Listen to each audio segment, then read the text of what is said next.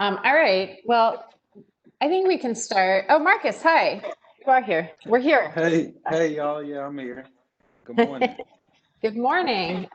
So we're here, and Zach and I and Darren have been working hard to get this webinar sort of to take shape, and we're excited that now we can kind of picture what it will look like. But we wanted to discuss with you just what our thinking was behind the organization, and to see if you had any questions or thoughts, or if there were suggestions you had either for organization of the event itself and or people who you think should be on it, or even thoughts on the people we have chosen. So that's pretty much it. And then we need to sort of think about how often we want to do this, so that we know when we need to start planning for the next one. And I think the only other element, if Zach, maybe you could share the equity framework at some point in the chat. We can use that to just sort of evaluate our decision, or we can do that outside of this meeting too if time starts getting away from us. But that was something we thought we would do as well. So Marcus and Ruth, were you able to look at the overview that we shared in the link by any chance? Yes. And I have Not yet. I'm about to pull it. Okay. So why don't you actually, if you're looking at that, it would be easier. And it starts with sort of a draft of the outreach we would do, the email we would send. And then you'll see there's the. Wait, actually, I guess I'm not looking at that. Can you just stick that in the chat? Yep. Resend. I have something, but I guess it's not that. Looks like you're on here, Ruth, but here. It says, okay. Yeah, okay, I am in the right, okay. It says outreach to potential panelists at the top. Do you have it? Here, I'm putting it in the chat. Wait. Oh, did you already do it, Darren? Okay. So why don't you just take a minute to look at the overview. And actually, bullets for the panelist details. You can see sort of the framework for the. Are you guys getting a lot of feedback from me? From somewhere. Yeah, I'm hearing feedback too. And I was going to say, Emily, I just requested access to the document.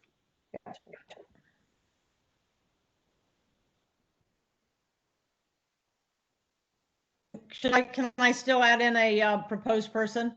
Yeah, of course.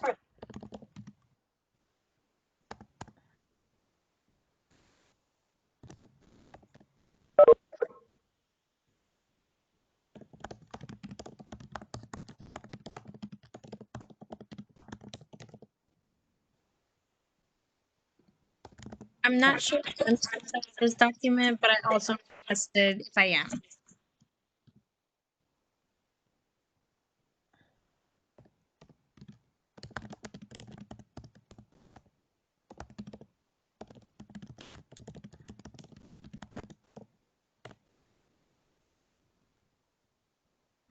It's weird. It makes me open it each time.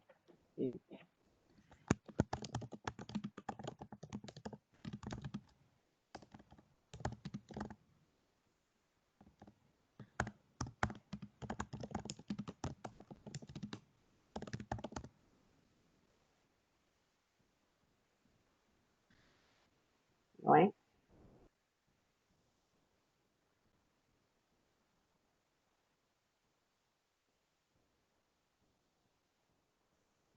Oh, Caitlin, do you have will it work if I send it to your dc.gov, or do you need me to send it to your Gmail? No, dc.gov.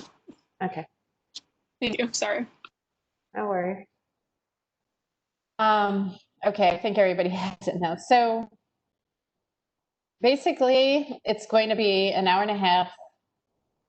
We are hoping to have 3 parents and 3, not teachers, I think we're going with principals, or school leaders. And we would have, it will sort of be 2 panels. So the 3 parents would talk first.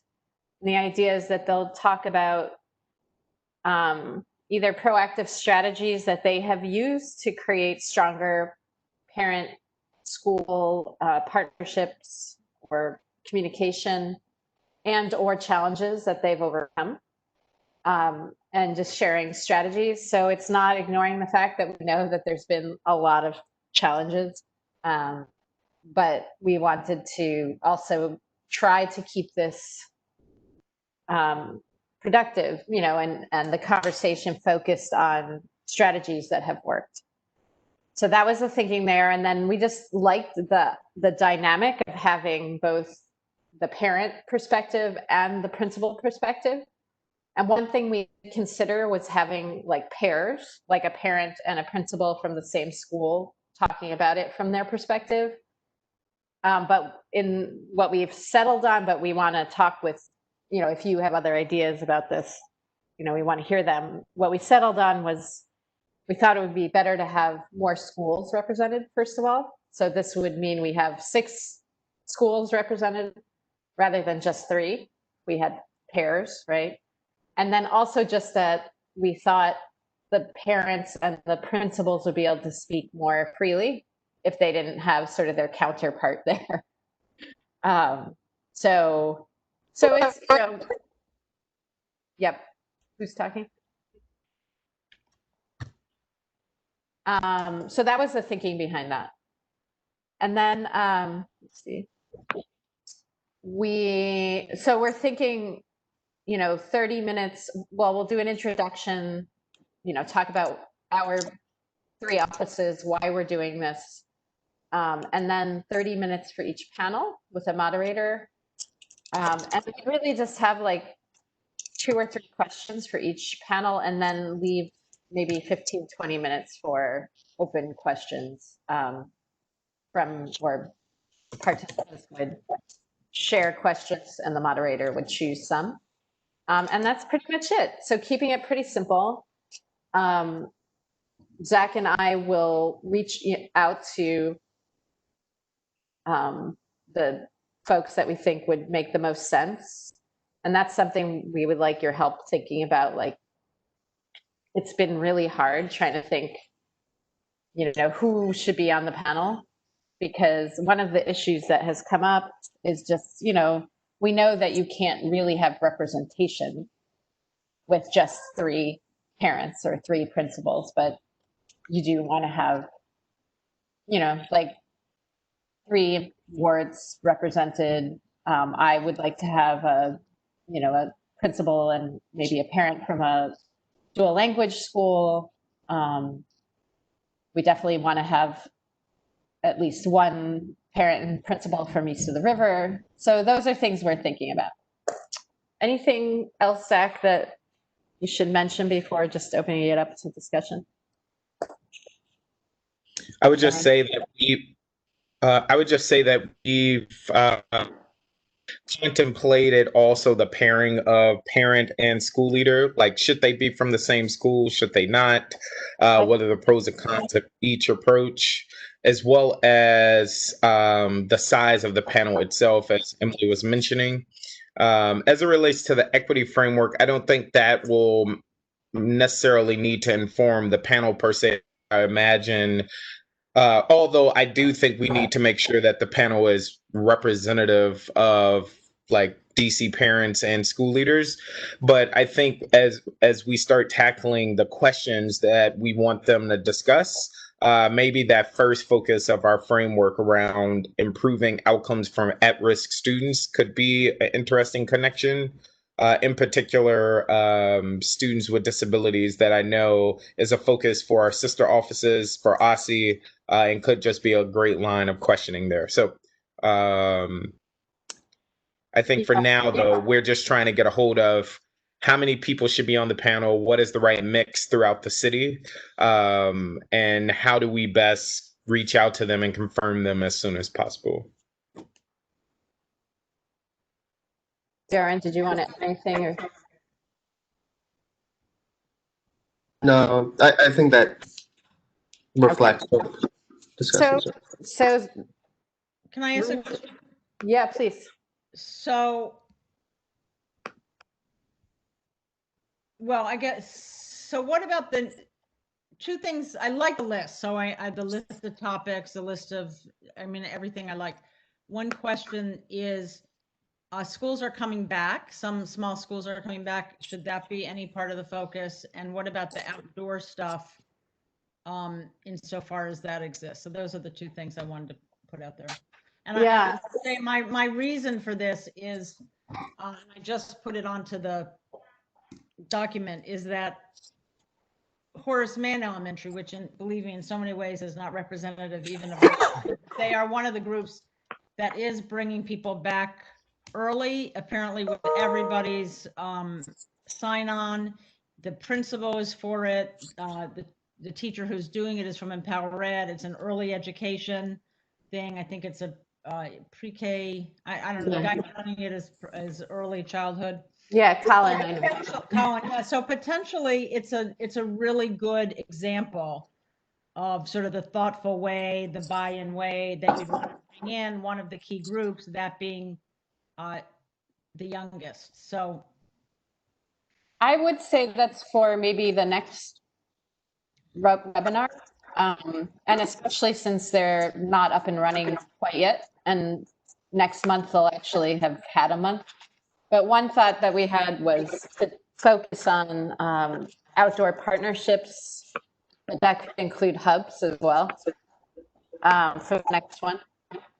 So yeah, I don't see it fitting in exactly in this one because it's not directly related to parent input, even though parents have agreed to do this, but it's not quite the same as building strong parent relationships. And also, I guess I would just say for the population, I mean, one reason I chose Bancroft was just because, you know, I know she being the principal, Principal Morales, she has a really interesting, I mean, well, I shouldn't say interesting. Bancroft is very diverse, I guess, both socioeconomically and ethnically, language, and she just has a lot to manage. And I think it'll be a really interesting, I know she's overwhelmed, but she also is actually really managing it well.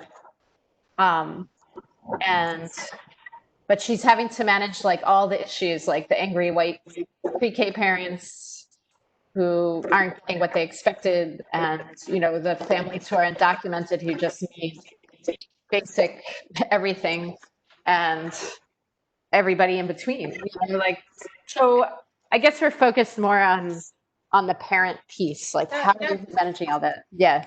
yeah, can I just say, I actually didn't realize until you said it that it actually says that in this note. So I would just note that it's not very powerfully stated that that is the focus. There's a lot of issues here. So just okay. I think that's a good idea. And the only other thing I want to just add to this or put on the table is for the next public meeting, we are talking about doing stuff around reopening. And so also think about what you don't want to do now or ever that we should do. For example, we had talked about maybe doing the hubs. Do you want us not to do that? Or, I mean, and we're all very much just thinking about this. And I think Jumpo's on, he'll be back on Monday and we'll sort of talk it through, but. Wait, what do you mean? What? Two questions actually. So when you said it's not clear that that's the focus, are you talking about in the document outreach to the panelists? Yes. Okay, that's good feedback. Thank you. So the focus is not clear. Well, there's so, I mean, I can see now that it does say creating and supporting strong school family relationships in bold, but you know, before that comes child and technology, you know, that's. So Okay. you might like a subhead at the top, you know, reaching out about strong family partnerships or something like that. Put it in the subject line. Yeah. Yeah. It's a good idea. But about your question, you're saying that at the next public meeting, we're going to talk about hubs? Well, at the next public meeting, we wanted to talk about school reopening issues. It'll be a week and a half before the proposed school reopening. So we wanted to do something around it. You're talking this month or in November? Yeah. Well, I This mean, by month, in October. October. So in, Why wouldn't we want to do that? I mean, that would be good for us to get that feedback before, to inform our next webinar, whether okay, we're no, doing. that's Yeah. fine. And I'm not saying it is hubs. I'm really saying we are planning to do something around reopening. So insofar as there's something that is helpful to sort of pitch you forward, tell us if there's something that we shouldn't do because it takes away your steam, tell us. Oh, I'm just saying, gotcha. know what's happening. And I know hubs was kind of on our list, so I hear you saying that would be good. Jumpo, are you there? I don't see him. I am. I'm very jet lagged, but I am here. Okay. Listening. So I just, so note these things. We'll just come back to them. Okay. And welcome back, Jumpo. Where were you, Jumpo? I was on the West Coast.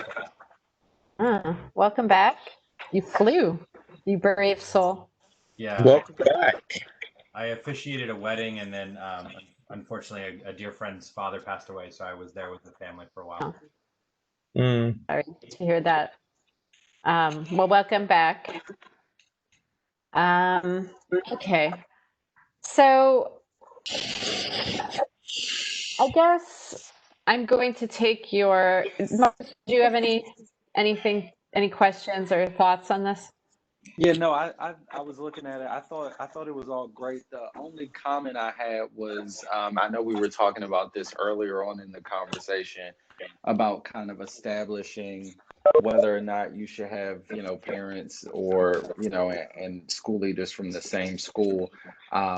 And I tend to lean more in favor of kind of a diversity of schools, just because I think the perspective is important on conversations like this. But I will add a note that when we had our conversation around community schools, having a principal and a parent from the same school really made that conversation rich, because I think, and maybe, I don't know if it transfers from a conversation around community schools to something like this, but just to hear kind of the work that the principal was doing, and then in very real time, hearing the impact that it was having on one of her families was, I think it just really, gave range to the conversation. So I don't know if we can kind of mix it where it's like, if you find like a really good story or narrative, kind of like in our pre-work, where you might just bring one leader parent pair right in to kind of give that perspective, but that was just my thought. But I think I didn't even realize until we were having the conversation how rich it made it, just to hear that perspective. Yeah, that's interesting. I mean, that was our thought too, was that it would be a rich conversation. And actually, I did reach out to several different folks in this space, including Maya at PAVE. And she gave us several recommendations, actually, of those kinds of pairings. So we definitely could do at least one. I mean, I shouldn't say definitely, but we could have them reach out to. But we hadn't thought of that, Marcus, of both. Like having. If you started with one that was both sides, it would, both partners, it would raise a lot of issues. And then that would create sort of ground for a similar kind of set of questions to the other people. So you're saying like maybe the first conversation is between or a presentation from a principal and then a parent from the same school. Yeah. And then you have 4 other individual, 2 principals, 2 parents from different schools, 4 different schools. Yeah. I like. What do you think, Sonic? We discussed that. I think I like that idea. The concern was, will the parent be able to be honest, or maybe even school leader, about some of the criticisms that they have if joining up with the school? I think if we do, in fact, that pairing, maybe the line of questions is just more positive.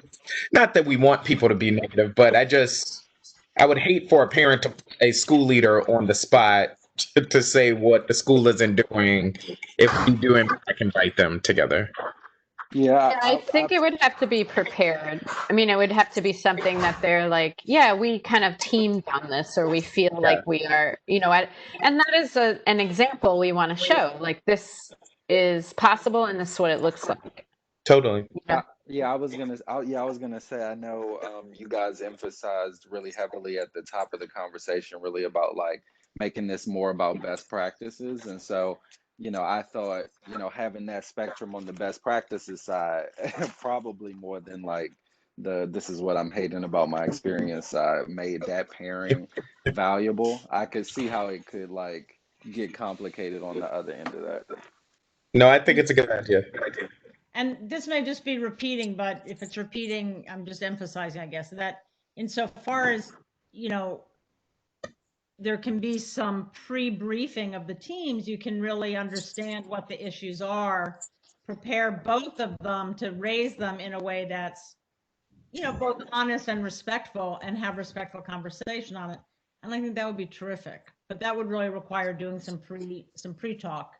Yeah. Having it set up, but I think that'd be great. And I think it's a good way to do these things. Yeah, we were planning to do the pre-talk anyway, because we think it would make since it's a short time, I just think it will make the conversation more productive if they're really, they've been able to talk through their ideas first. Bless you. Excuse me, sorry. So this is John Paul again. So I asked Malayo to join the call too. She's on the phone. But I do want to note too that we need to be careful with our planning so that we're not overloading the calendar in terms of what is available for just staff resources to staff these things. So we have we have the regular public meeting on the 21st. We have the 23rd council hearing on our teacher data bill, and then we'll have the webinar on the 28th. And then we're pushing kind of three things at the same time, and I just want to make sure that we're not overly cluttering the outreach abilities of our agency. And so we would need at the same point to make sure that we have all of the information ready for members to send out and to members to push out ahead of time, so that we can clearly make these asks for public engagement on these three different topics at the same time. Wait, what three different topics? The three meetings, you mean? Yeah. So we're adding an extra meeting. Well, the public meeting where we're going to talk about reopening, which I think is pretty important, and we're going to figure out exactly how to do that soon. The teacher data bill, I think, is another thing that's pretty important, especially the teacher retention committee. And this webinar, so that's all happening within the same week of time, calendar week, right? So we just need to be very careful about when we're pushing out information so that we're not overloading the ability of the engagement. So what do you propose? Like, when do we need to, are you saying we just need to get all of the information to staff by a certain date? The sooner the better is certainly the best on having the finalized information. That way Malayo can formulate a calendar for all of the outreach that we're going to be doing on all of these different things, right? We already have set when the public meeting calendar information goes out, right? It goes out the Friday before. We have to have a certain number of days ahead of time. The teacher bill, we're going to be pushing that throughout that week as well. And then again, probably through the public meeting and in the script, I'm assuming we'll be talking about it a little bit. And then to do the webinar, we just need to make sure that we have all the information so that we can publicly announce these things in a way that keeps the interest moving throughout that week and doesn't lose something in the shuffle. So if we, yeah, sorry, go on, Zach. No, I was just gonna say, Darren, Emily, and I had discussed like divvying up many of the responsibilities. Emily and I was actually going to own a lot of the outreach, and I think, fingers crossed, if we can get responses and confirmation from folks, we should be able to have all of the details finalized by end of next week, including who the panelists will be. One of the things that we had discussed before, though, was like some type of flyer so we can also do outreach. But just letting you know that the goal is to have it hopefully by end of next week, and we're going to start some of the outreach today following today's meeting. So by the 9th, say. John Paul, does that work? Yeah, I think that's fine. Just Okay. remember that that's a holiday weekend, so we're also losing a day there. It's also my anniversary, just FYI, everyone. Happy anniversary. Anniversary. Wedding anniversary. That one. 15, if you're wondering. Yep. Congrats. Thanks. Wow. Yeah, we're not doing anything. Anyway. Nothing to do. There's nothing to do. In 15 years, every day is a gift. So. So true, Zach. So true. Just All right. smile at that. Yep. All right. So I guess the only other question I have for Ruth and Marcus is, what do you think of the questions? I kind of kept them broad, and I don't know. I mean, I just would like your thoughts. If there's something you think should be more specific, if you think they're too broad, if you think we could add something. I don't see questions. I'm sorry. Clearly. That's okay. It's here, hold on. I think it's on page 2. I had one thought that just popped out when I was looking at it, in that there are also just a lot of, and I think maybe you allude to this in one of the questions, but there's also, just a lot of basic needs that need to be met by schools for families. And so I know we talk about kind of filling the gaps in terms of like tech and connection. And I think channeling Zachary, I think wanting to keep it focused on instruction is great. But just thinking about how we like weave in the conversation about how even meeting those basic needs that get to students and that get students in a position to learn, how that's working in a virtual environment. Meeting basic needs of families. Yeah. So like I'm or thinking having like, your basic needs met. If yeah, you're I'm thinking like counseling and mental health. I'm thinking about, food and nutrition, stuff like that. Yeah, that's a great point. So, oops. I think we can make these questions a little tighter. I think they may be too broad. For parents, two things I would say. I would definitely want on the front end to make sure we're inviting parents, one of which has a student with disabilities, so that we can have that perspective. To Marcus's point, we should definitely make sure we're inviting at least one parent that has had to navigate or has navigated like food distribution and other resources, so that we can get that perspective as well. And in terms of the questions, under the parent, not just what are some of the challenges you have overcome and strategies you have used, but it specifically in terms of balancing supporting their students' learning and their own life. I don't know how we question that, but that is something I've repeatedly heard. Like parents that are needing to work or wanting to work and having to support the child, supporting their students with their learning when they don't know the content of the learning. I guess that's why I kept it broad and asked what the challenges you have overcome, because I don't want to be presumptuous, and say. So I think, Zach, actually, as we talk to folks in the check-ins, we can ask, and say, ask the broad question maybe then of like, what are the challenges you feel like you've overcome? And then we can tailor the questions from there. Because I guess, I don't know. I mean, I don't want to assume what their challenges are. Based on what I've heard, I can guess. Like there's a handful of things I keep hearing, but Yeah, I mean, if you ask a parent or a principal, what are the big challenges you've been having or hearing, they'll tell you, like, oh, we have parents who are food insecure. We have parents who don't know how to even do basic technology, and we have to spend hours of our day like fielding calls, right, about tech issues. We have to. Yeah. So I guess, what our job will be, as I'm thinking about this, hearing you, is like when we'll reach out, we'll get a, hopefully affirmative answer from everybody we ask, and then we'll have to actually figure out what it is we're going to talk about based on what their challenges are, right? Yeah.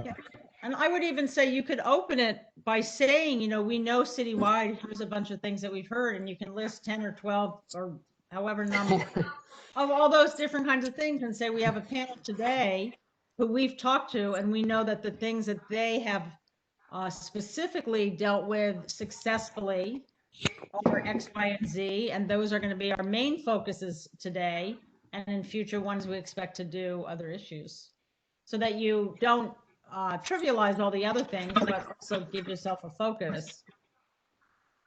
So I just want to raise one other thing, which you may or may not like, which is this is going to be happening days before schools are going back, if indeed they're going back, or there won't be going back.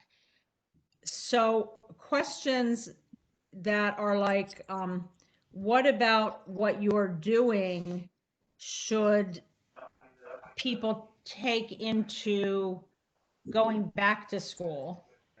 Or the flip of it is, given what you've learned, if we don't go back to school for a long time, what are some of the lessons? So just to put it in some time context. And that might be clear by the time you get there. Say that again. Sorry, I was looking at So something. this webinar is going to happen within days of either schools opening as Good point, Ruth. Yeah. or she will do what she did last time and say, actually, we're not opening. But either way, the question is, what have these people learned that's relevant to whichever way we're going or not going, right? I mean, if we're not going back and everybody's going to be virtual all year, there's a set of lessons here that's different than if we were going back hybrid, and vice versa if we're right. Well, I will say, and I think Jocelyn might have been referring to this when she put Bancroft in the chat, is that Bancroft is one of those schools too. And that's one of the schools that I'm hoping will be included in the conversation. So Principal Morales will be able to talk. I mean, they're just going to do Saturday Academy, which is a little different, but still it's in-person hubs. But that's a really good point, actually, Ruth, that we should acknowledge whatever's going on in our introduction and, yeah, not be tone deaf. Go on, Zach. To the idea of like schools, before we go, I don't want to derail this conversation around questions, but if Ruth, Marcus, while we have you all, if you could, I don't know, color code or somehow go into the recommendations below and maybe put an initial by those that would be your top choice of the panelists, that would allow Aaron, Emily, and I to make some choices, because as we do outreach, obviously we can't have all of these people, and I don't want it to fall on the decisions. So a clearer ask, if you could go through this list, and maybe you don't have any opinion, that's fine, but if you do have a strong opinion, can you just make maybe in a comment your name or initials so that we know that that is someone we should add more weight to, assuming everybody could do it. I mean, I don't have any. I mean, I'll just tell you, I think you should, interview people, find out who talks good, has good ideas, and use some now and some later. They're all good, sorry, I don't have anything more specific, but they're.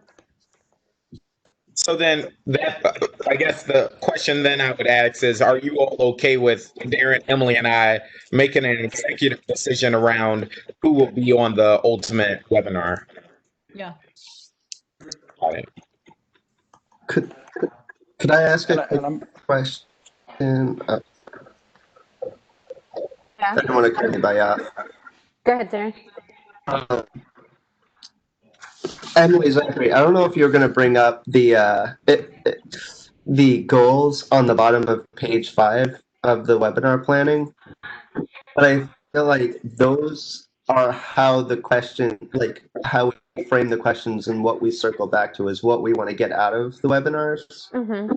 Emily, I know you asked a question about like, do we use the words best practices? Like, do we want to get best practices from principals and teachers? And I agree, like that is something to ask of just like, we call it best practices, nuanced approaches, or like what they're experiencing and how they're um, working around these issues.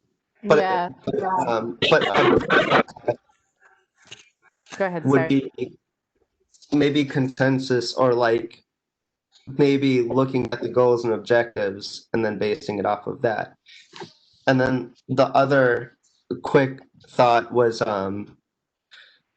doing a pilot between a parent and a teacher, just like testing out the questions. I think just based on experience, it's been so valuable when I do a pilot between two people and just try out what sticks, what questions might go over a line for some people, or just getting feedback on that front. So by pilot, do you mean if, say, we get a parent and a principal from one school and we ask if they can do like a 15-minute Zoom call with us and then just run through a few questions with them? Is that what you mean? Mm-hmm. So they wouldn't be a part of the Yeah. actual panel, but it would be like Oh, feedback before we do it, just so we can practice asking those questions, getting an idea of like the cadence of those kind of conversations, and then getting their feedback on the types of questions asked, or maybe a way to rephrase them. why not just use those folks though? Because then they've kind of had a chance to go through it, and I don't want it to be canned, but I also want to give them a chance to kind of, that's what I was thinking we would do anyway, actually. Was kind of run through with them. And then we might not ask the exact same questions, but we would have a better sense of what they want to talk about. And they'd have a chance to like go through their thoughts, not on the spot. You know what I mean? But is there a reason not to do that, Darren, do you think? Or anybody else? Like to do it the way you're saying, where you test run it with other folks? And then also, I don't know what's in it for them, the people who would be test running it with us. And that's kind of another thing right now. I don't want to ask anybody to do anything that is not in their interest, or and not that the webinar particularly is, but at least they get to be seen. Yeah. Paul, The only thing I could think of is just like some sort of fatigue from that, like to do the questions and then do it all over again for like a live panel, but it shouldn't be. Yeah, it would be more a check-in, like, what's going on for you guys? We heard that you have some, Maya told us that you have been working on this very deliberately. We'd love to hear what you've been doing and how it's going now and what the challenges are, and just letting them talk. And then I think we will have similar questions, but they won't be exactly the same, but yeah, like a short little thing. So this is John Paul. I think we should actually not do that. okay. And the reason being is because the webinar is going to be a timed event that we're going to have to do with certain things. I think it's pretty important for us to go through pretty much the questions that we intend to ask there. Not that it's scripted, but to give the folks a chance to formulate in their own minds what they plan to say about a particular topic prior to coming on the webinar. Oh yeah, definitely. Right? Yeah. And No, I think, so wait, what are you saying we shouldn't do? so what I'm saying, what we shouldn't do is,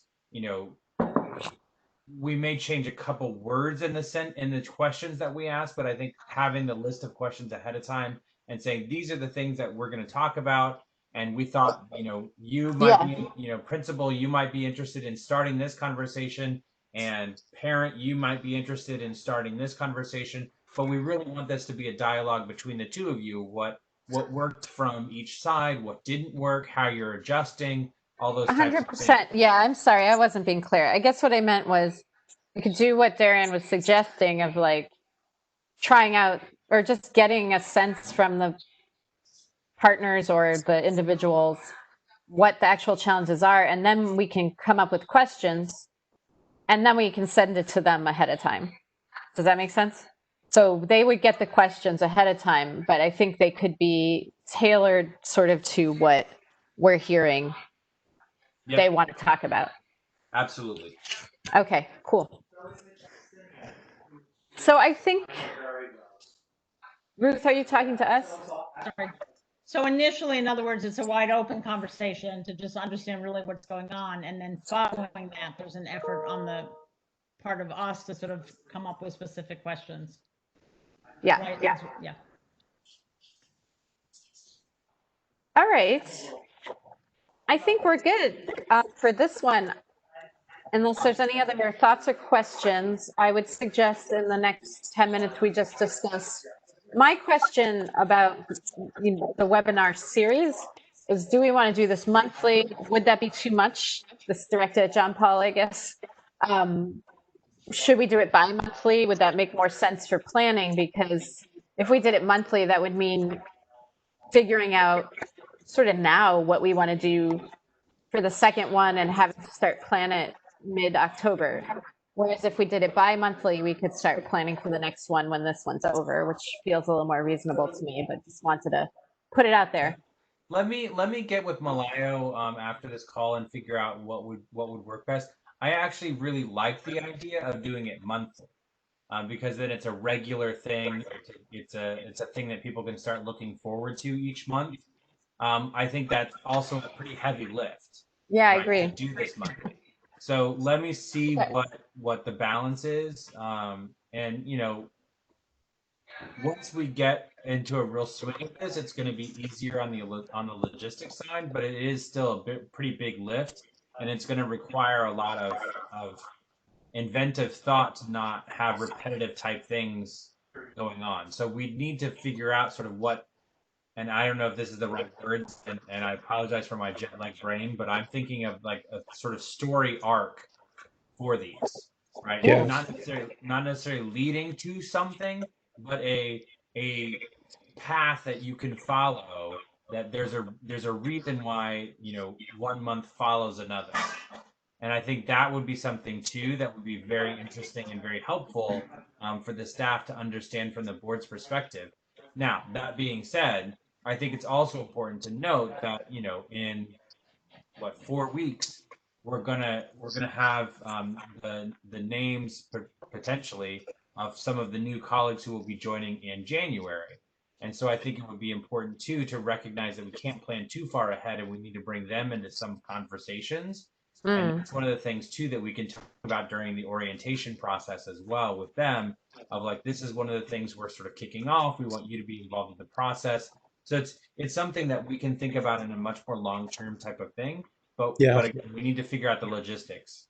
Okay, so we'll sort of stand by on that, but it's something, I guess, at least for this first one, maybe we want to, I don't know. It seems also not great to do one in December.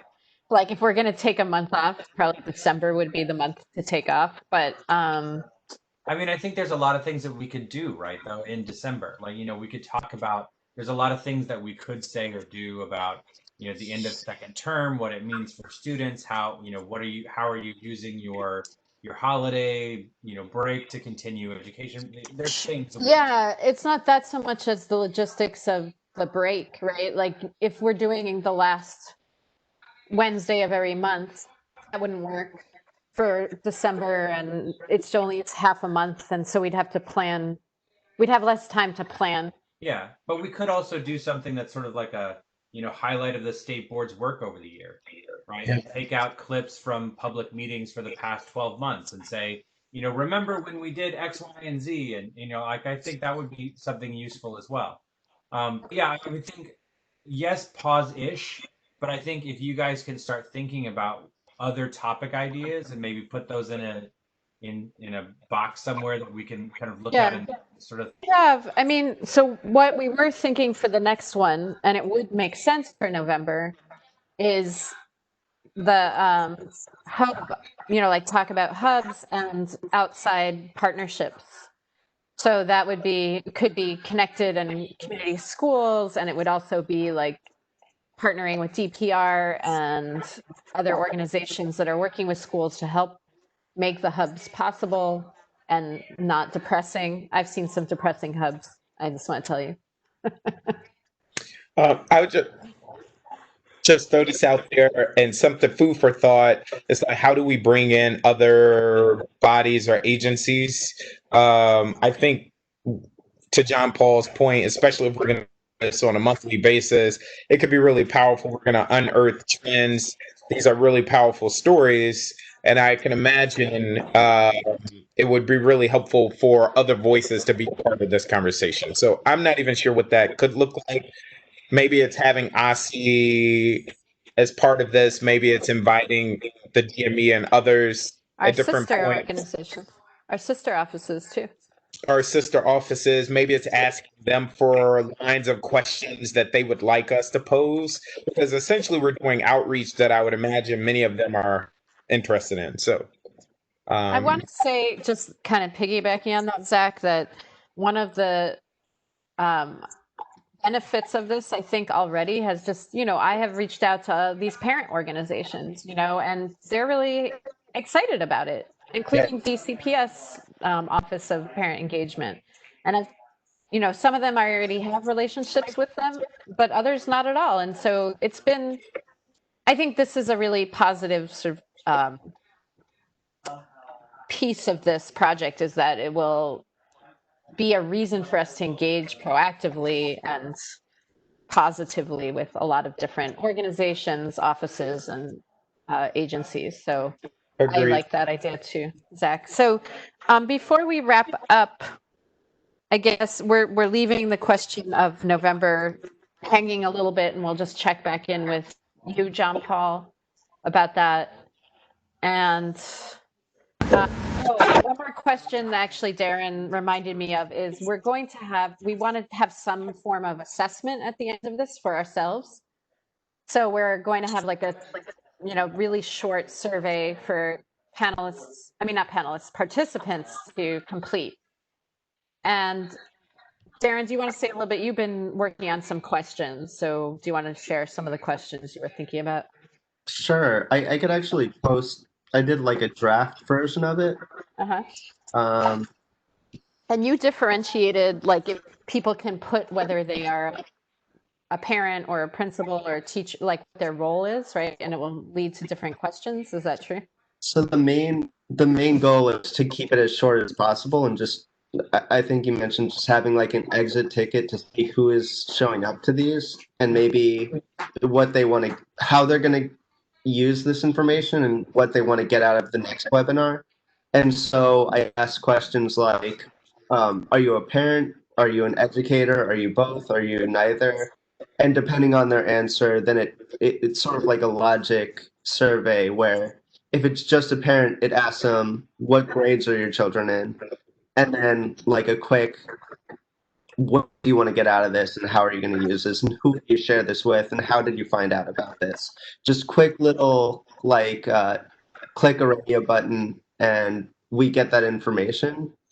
And I also just leave room if they feel comfortable sharing their contact information, we could reach back out with them. Can we have a star rating? I'm being a little facetious, but actually I'm serious. Can we just have how you rate this? How did you like it? And then look at Zach's face. So after I just want to know, like, if they if they thought it was great or and then room for them to write something if they want to give qualitative. Okay. Like, how would you want, or what would you want? What do you wish this had been if it wasn't great? Yeah, I could add that. So I'll share out after this meeting a draft version of that to all the members, and feel free just share your feedback, and I could finalize that for everyone. But I guess the main thing is just to get it down to like 2 minutes where they just fill it out so we know who's showing up. Yeah, more than 5 questions.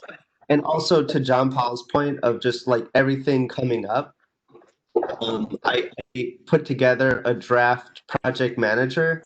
And so those key dates, I could add that to the project manager to just get a sense of what else is going on during that time, and then just look forward to the next webinars and what might be going on around those. So I can Great. share that with everyone afterwards. Thank Cool. you. All right. I think we did it. I think we're like 3 minutes ahead of schedule. I just want to give myself a pat on the back. You can do that if you want to. All of you, I give you license to do that. Over to it. Thank you. Is that anything else, Zach? Darren, are we good? All right, so Zach, Darren, and I are going to actually send out the invitations. We're going to choose who to invite, and we will keep you updated and ask you questions as they come up and delegate things to you if needed. A quick note, also our fellow Jocelyn is all caught up with everything going on with Well-Rounded Education. She's has been helping a lot with this as well. So I just Awesome. wanted to give her a little shout out. Yep, I'm glad. And Jocelyn gave herself a virtual pat. Good. Thank you, Jocelyn. And hope to meet you in person sooner than later. And you too, Darren. Yeah, right. Actually, we did. I forgot. Okay. Good to see you all. Take care. Have a good weekend. You too. Bye. All right, see y'all. Thank you.